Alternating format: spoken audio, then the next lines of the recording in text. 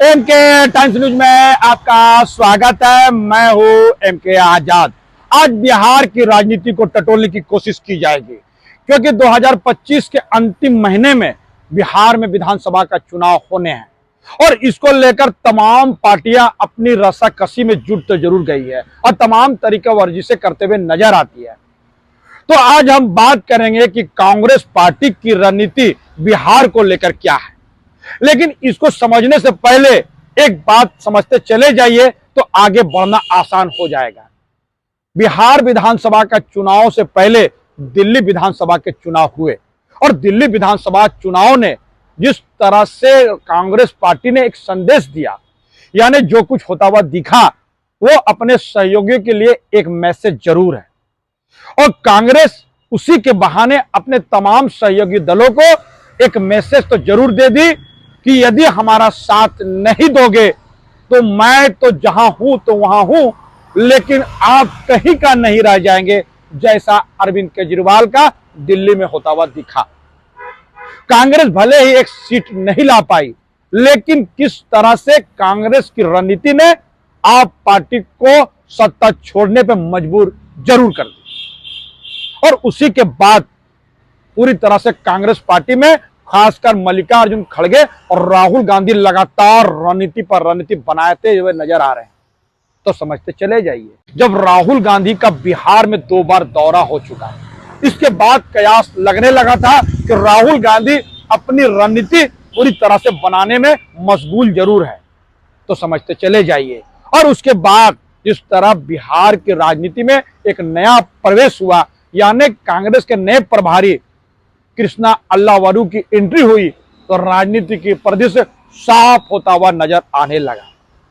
सिर्फ यही नहीं, कांग्रेस पार्टी के अंदर खाने की रिपोर्ट यह बताती है कि 2 बड़े नेताओं को कांग्रेस पार्टी जिम्मेदारी देने वाली है और उसी के इर्द गिर्द कांग्रेस पार्टी अपनी रणनीति और राजनीति बुनने के जुगाड़ में जुट गई है। तो चलिए पहले जान लीजिए कि कांग्रेस पार्टी ने 2 किस नेताओं पर भरोसा करके बड़ी जिम्मेदारी देने की रणनीति बनाई है। एक नाम पप्पू यादव का है, जो सांसद है पूर्णिया से, और दूसरा कन्हैया कुमार, बिहार का पुत्र। समझते चले जाइए, क्योंकि कांग्रेस पार्टी ने पहले ही कन्हैया कुमार को लेकर जिस तरह की रणनीति बनाई थी, उसको भी टटोलते चले जाइए। इस वक्त में एनएसवाई की कमान पूरी तरह से कन्हैया कुमार के हाथों में है। तो समझते चले जाइए और क्यों इन दोनों नेताओं पर कांग्रेस पार्टी दांव लगाना चाहती है और उसके असर क्या क्या हैं। तो समझते चले जाइए किस तरह के दबाव की राजनीति राष्ट्रीय जनता दल पर कांग्रेस अभी से लादने जा रही है, ताकि पूरी तरह से कांग्रेस पार्टी अपने मन मुताबिक और राजद से फिर उसी तरह सीट ले ले जैसा उन्होंने पिछले विधानसभा में ले लिया। तो समझते चले जाइए और याद कर लीजिए पप्पू यादव की राजनीति को। जब पप्पू यादव 2024 लोकसभा चुनाव में कांग्रेस पार्टी में शामिल होने का मन बनाया, तो किस तरह उन्होंने अपनी पार्टी जाप पार्टी का विलय कांग्रेस में करते हुए नजर आए। किस तरह कांग्रेस के दिग्गज नेताओं ने उनका स्वागत किया और माला और पट्टा पहनाकर उनको कांग्रेस पार्टी में शामिल कराया। यहां से पप्पू यादव चुनाव लड़ने का मन बनाए हैं, तो कांग्रेस की ग्रीन सिग्नल मिल गया। लेकिन कौन जानता था कि इस सीट पर लालू प्रसाद यादव की राजनीति पूरी तरह से पैनी निगाह जरूर बनाए थे और वो चाहते थे कि पप्पू यादव को यह लोकसभा सीट बिल्कुल नहीं मिले। और इसी के इर्द गिर्द उन्होंने कांग्रेस पर दबाव बनाना शुरू कर दिया। और क्या हुआ आप दर्शक भी जानते हैं। हर हाल में कांग्रेस पार्टी को राष्ट्रीय जनता दल के इर्द गिर्द घूमना ही पड़ा। लालू प्रसाद यादव और तेजस्वी के बात को मानना ही पड़ा। कांग्रेस की अपनी मजबूरी थी। लेकिन पप्पू यादव का क्या होना था। पप्पू यादव ने तो मन बना लिया कि हर हाल में मैं पूर्णिया से ही चुनाव लड़ूंगा। अलबत्ता सूत्र बताते हैं कि लालू प्रसाद यादव मधेपुरा से चुनाव लड़ाने के लिए पप्पू यादव को राजी करते हुए नजर आने लगे थे, लेकिन पप्पू यादव इसके लिए तैयार बिल्कुल नहीं थे। तो दिल्ली से एक संदेश गया कि पप्पू यादव जाके लालू प्रसाद और तेजस्वी से मिलकर कोई रास्ता निकाले।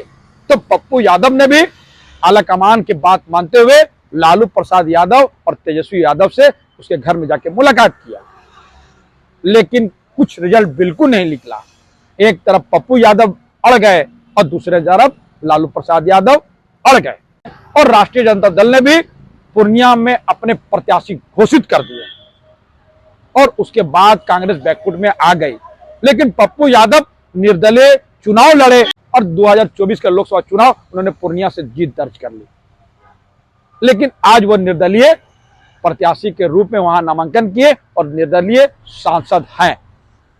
तो याद कर लीजिए, जब लालू प्रसाद यादव अपने कैंडिडेट खड़ा कर दिए और पप्पू यादव ने भी ताल ठोक दी, तो किस तरह उसको हराने के लिए लालू प्रसाद यादव ने पूरी जुगत जरूर लड़ाई। और तेजस्वी यादव लगातार सभा पे सभा करते हुए नजर आए। वो हर हाल में पप्पू यादव को सबक सिखाना चाहते थे, लेकिन पूर्णिया की जनता ने मन बना लिया था कि पप्पू यादव जो हर सुख दुख में लोगों के साथ खड़ा होते हैं, उनको ही सांसद बनाया जाएगा। और तमाम कोशिश के बाद भी लालू प्रसाद यादव और तेजस्वी यादव पूर्णिया लोकसभा में अपने सीट बचा नहीं पाए, और उसी समय से पप्पू यादव और लालू यादव और तेजस्वी यादव के बीच में बेहतर रिश्ते बिल्कुल नहीं है। अंदर खाने की रिपोर्ट पर यकीन कर लिया जाए तो एक दूसरे को लोग अभी भी प्रतिद्वंदी मानते हुए नजर आते हैं।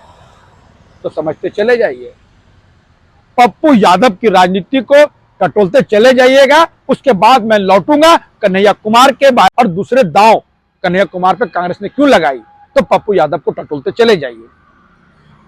सीमांचल कोसी के इलाके में पप्पू यादव की धाक जरूर है। याद कर लीजिए, तमाम बाढ़, भूकंप, कुछ भी मुसीबत जब आता है तो पप्पू यादव किस तरह सबसे पहले राहत पहुंचाने का काम करते हुए नजर आते हैं। पप्पू यादव की ताकत यही है, वो अक्सर लोगों के घर में खाना खाते हुए नजर आते हैं। वो चरपाई में बैठकर संवाद कायम करना चाहते हैं और लोग उसका साथ घुल मिल जाते हैं, और यह है पप्पू यादव की ताकत।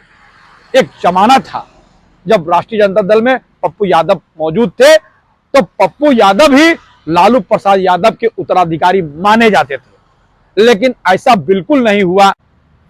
और पप्पू यादव पहले से ही नेता प्रोजेक्ट थे।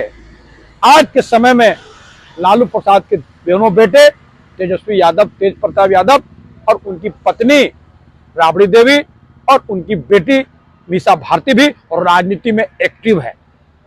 तो समझते चले जाइए, और उसी समय से पप्पू यादव और लालू यादव में जो दूरी बनी, और लोकसभा चुनाव 2024 ने ये दूरी को और जरूर बढ़ा दिया। और कांग्रेस चाहती है कि पप्पू यादव के बहाने हम अपने सीमाओं को और अपने चीजों को दबाव बनाते हुए नजर आए। यही तो होना था। याद कर लीजिए 2024 का लोकसभा चुनाव, और किस तरह लालू प्रसाद यादव ने अपना फंदा कांग्रेस के गला में डाल दिया था। 2024 लोकसभा चुनाव में लालू प्रसाद यादव ने कांग्रेस में दबाव बनाकर 3 सीटें पूरी तरह से अपने साथ रखने में कामयाब हो गए, जिसमें पूर्णिया, औरंगाबाद और बेगूसराय की सीटें हैं।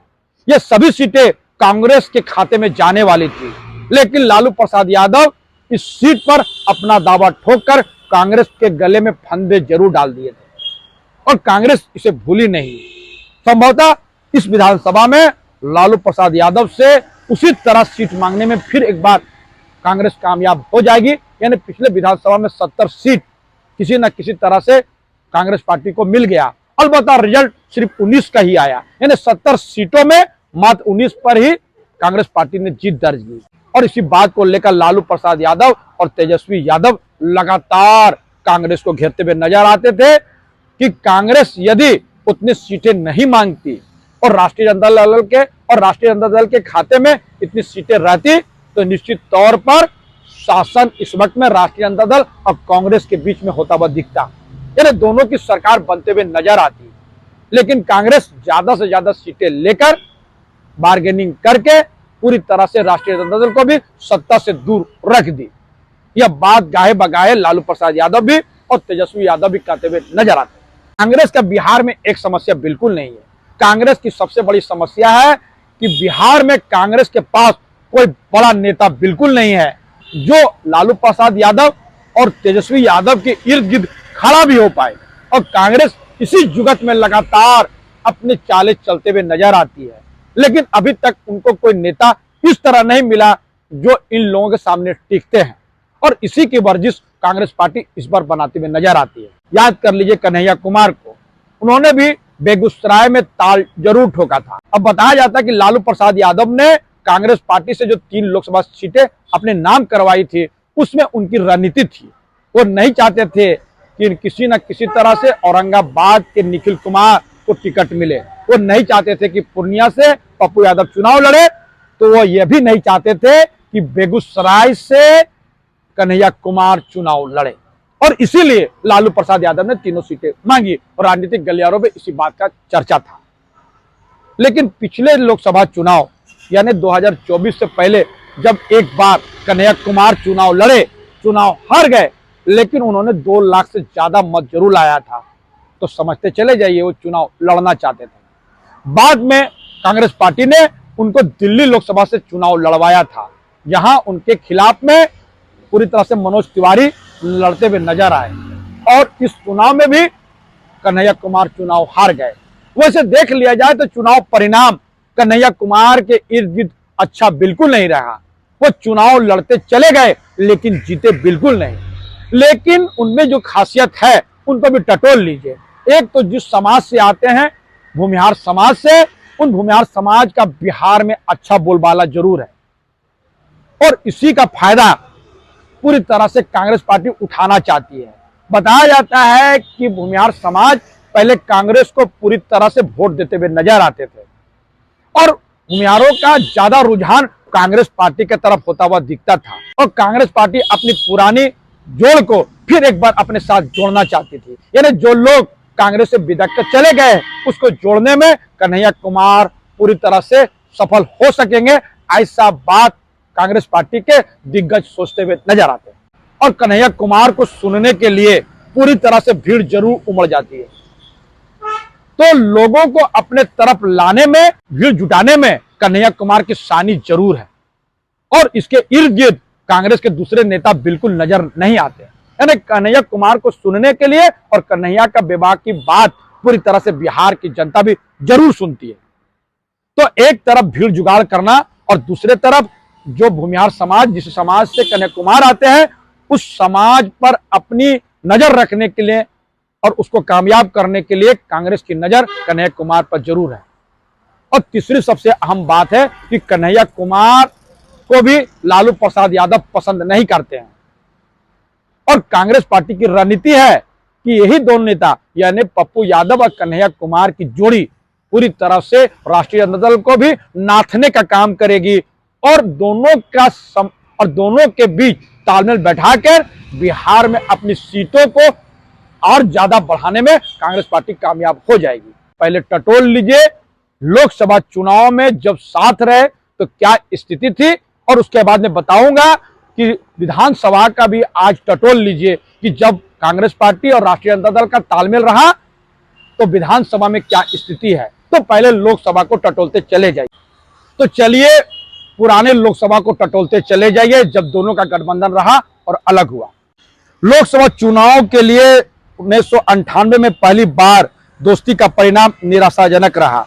आरजेडी को 17 सीटें मिली तो कांग्रेस को महज 4 सीटों पे संतोष करना पड़ा। साल भर के बाद 1999 में लोकसभा चुनाव हुए तो प्रदर्शन और खराब रहा। आरजेडी के खाते में 60 सीटें गई तो कांग्रेस को फिर 2 सीटों में संतोष करना पड़ा। 2004 के लोकसभा चुनाव को भी टटोल लीजिए। आरजेडी को 22 सीटें आई लेकिन कांग्रेस की स्थिति नहीं सुधरी, वह 3 सीटों में ही सिमट गई। अब सालों तक केंद्रीय मंत्री का सुख भोगने के बाद भी 2009 में लोकसभा चुनाव में राजद ने बिहार में कांग्रेस को भाव नहीं दिया। सोनिया गांधी ने गठबंधन तोड़कर अकेले चुनाव लड़ने का निर्णय लिया। इस चुनाव में राजद से बेहतर प्रदर्शन कांग्रेस का रहा। कांग्रेस ने लोकसभा की 4 सीटें तो राजद मात्र 2 सीटों में सिमट गई, और यही साल था जिसमें कांग्रेस ने अच्छा प्रदर्शन किया राष्ट्रीय जनता दल के आगे से। अब चलिए 2014 का लोकसभा टटोल लीजिए। जब नरेंद्र मोदी जी की तूती बोलती थी उस वक्त में क्या नजारे थे उसको टटोलते चले जाइए। 2014 हुए लोकसभा चुनाव में नरेंद्र मोदी की आंधी में कांग्रेस आरजेडी टिक नहीं पाई। आरजेडी को बामुश्किल 4 सीटें तो कांग्रेस को फिर 2 सीटों में संतोष करना पड़ा। लेकिन 2019 में दोनों की दोस्ती काम नहीं आई और आरजेडी शून्य पर आउट हो गई। यानी दूसरी बार जब नरेंद्र मोदी सरकार सत्ता में आई तो राष्ट्रीय जनता दल के पास एक भी सीटें नहीं थी। 2024 के लोकसभा चुनाव में राजद का खाता खुला और वो 4 सीटें जीतने में कामयाब हो गए तो कांग्रेस को 3 सीटों पर संतोष करना पड़ा। तो समझते चले जाइए, यह है लोकसभा चुनाव का परिणाम जो साथ रहे और साथ नहीं रहे। विधानसभा चुनाव को टटोलते चले जाइए तो सन 2000 चुनाव जो विधानसभा के हुए उसको टटोलना बेहद जरूरी है, क्योंकि इसी चुनाव के बाद 2 बातें सामने आई थी। एक तो कांग्रेस पार्टी और राष्ट्रीय जनता दल अलग अलग चुनाव लड़ी, लेकिन राष्ट्रीय जनता दल 124 विधानसभा जीतने में कामयाब हो गई, जबकि कांग्रेस के खाते में मात्र 24 विधानसभा की सीटें ही गई। लेकिन दोनों अलग लड़े और उसी समय में नीतीश कुमार की राजनीति में एंट्री हुई और 7 दिन के लिए पहली बार नीतीश कुमार जब सत्ता संभाली थी और उसी समय में नीतीश कुमार ने पहली बार 7 दिन के लिए मुख्यमंत्री का पद संभाला था। बाद में राष्ट्रीय जनता दल और कांग्रेस का तालमेल हो गया और राबड़ी देवी मुख्यमंत्री बन गई। इसलिए सन 2002 महीने से जरूरी थी। एक तो नीतीश कुमार की एंट्री हो गई, दूसरा राष्ट्रीय जनता दल और कांग्रेस को एहसास होता हुआ दिखने लगा कि दोनों अगर अलग लड़ेंगे तो परिणाम कुछ और हो सकता है। लेकिन सन 2021 के 2 उपचुनाव जो कुशेश्वर स्थान और तारापुर के लिए हुए, इसमें भी दोनों के बीच में जो जीत नजर आई उसको भी टटोलना बेहद जरूरी है और यही बात संदेश जरूर देती है। यानी सन 2000 के बाद 2021 के उपचुनाव जो हुए थे उस उपचुनाव के रिजल्ट पूरी तरह राष्ट्रीय जनता दल को भी यह समझा दिया था कि कांग्रेस पार्टी चाहेगी तभी राष्ट्रीय जनता दल चुनाव जीतेगी। तो याद कर लीजिए तारापुर का विधान और याद कर लीजिए तारापुर विधानसभा का उपचुनाव और कुशेश्वर स्थान का विधानसभा चुनाव, दोनों में राष्ट्रीय जनता दल कांग्रेस को बिना पूछे ही अपने उम्मीदवार उतार दी थी और कांग्रेस इसी को लेकर नाराजगी व्यक्त की और कांग्रेस ने भी दोनों जगह अपने प्रत्याशी उतार दिए। परिणाम क्या हुआ? राष्ट्रीय जनता दल दोनों चुनाव हार गए, यानी राष्ट्रीय जनता दल दोनों उपचुनाव हार गए और दोनों सीटें जदयू के खाते में चली गई। और आज फिर एक बार 2025 का जुगत लगाया जाने लगा है। तो 2000 और सन 2000 का चुनाव और सन 2021 के उपचुनाव से राष्ट्रीय जनता दल को भी एक मैसेज चला गया है कि कांग्रेस पार्टी से तालमेल नहीं होगा तो नुकसान और नुकसान सिर्फ राष्ट्रीय जनता दल को होगा। कांग्रेस को जितना नुकसान होना है वो तो हो ही रहा है, इसे कौन रोक रहा है? तो देखना दिलचस्प होगा कि 2025 में राष्ट्रीय जनता दल और कांग्रेस का तालमेल होता है या नहीं होता है। क्या फिर दोनों अलग लड़ेंगे? ऐसी संभावना बिल्कुल नहीं है, क्योंकि कांग्रेस पार्टी ने राष्ट्रीय जनता दल को भी दिल्ली विधानसभा का मैसेज जरूर दे दिया है। तो हमारा छोटा सा विश्लेषण आपको कैसा लगा अपने कमेंट्स जरूर कमेंट्स करें और जिन्होंने अभी तक न्यूज को सब्सक्राइब नहीं किया उसे बिना निवेदन सब्सक्राइब जरूर कर दे, संभव है तो शेयर कर दे, ज्वाइन का बटन है, आप आर्थिक सहयोग भी कर सकते हैं ताकि इसी तरह के वीडियो आपके सामने ला सके। तो आप हमको विदा दीजिए। जोहार।